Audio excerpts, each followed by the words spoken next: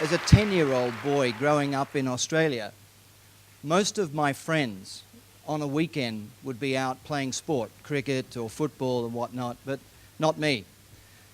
I used to get on a bus and then a train, and I used to go to sing with the Australian Boys Choir. And as a special treat for Silver Bells today, I'm going to show you something that hasn't been seen in public for over 40 years. My choir jacket from when I was 10. How's that? All right? But you know, we've all got stories to tell about, our childhood. And as I grew through my teens, I never lost the passion for singing. In fact, I had a pretty rough childhood, and I actually had to go and sing and play in a rock and roll band to pay my way through school. And then something happened. Adulthood came along. And with adulthood comes responsibilities, yeah? We have to suddenly get a job and we have to earn money. We have a family. We have a career. And suddenly 30 years just disappears. 30 years just disappears. And your kids come up to you and say, you know what?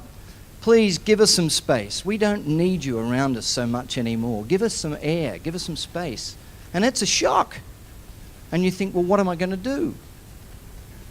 And the epiphany for me happened Christmas 2004. And on Christmas 2004, you'll remember that there was horrible news on the television. The news of the Asian tsunami. And I was sitting at my place here in Singapore watching the television and realizing that Asia had given me a lot in my years, and it was time to give back.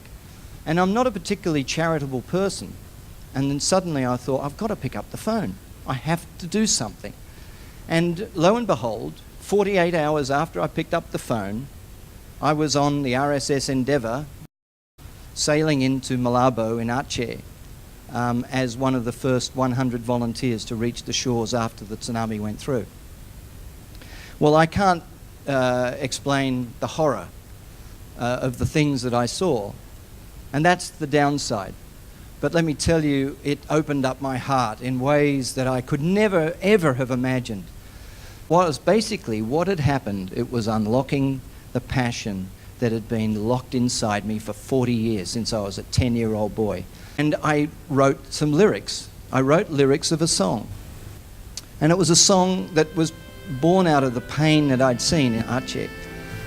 And when I got back to Singapore, other people heard that song, and one thing led to another, and I ended up performing it as part of the President's Challenge back in 2005 with my two little girls. And, I thought, well, that's it. And then another song popped into my head, and then another one, and before I knew where I was, I'd written 12 songs. And so I put an album together, and I thought, okay, that's it. And then I started writing some more, and then produced another album. And I'm saying this not to sort of big note myself. I'm just saying that inside of us, we probably all have things that we've masked or have been laid over by the responsibilities of adulthood. And since then, it's not just music that's poured out. I've just realized a whole new life. 4 years ago, I put a pack on my back and I trekked all through South America, Argentina, Chile and Peru. When my daughter finished her GCSE exams, as a reward to her, I took her to the Everest Base Camp in Nepal. My younger daughter just finished her GCSEs 2 months ago, and this time 2 months ago, she and I proudly stood on the summit of Mount Kilimanjaro in Africa. Look, I can't begin to tell you the number of things that I've done, and I honestly start to wonder, is it possible that we are now in the best years of our lives? And, I really wanted to express this to people, and one of the songs that came into my head came out of a frustration of this.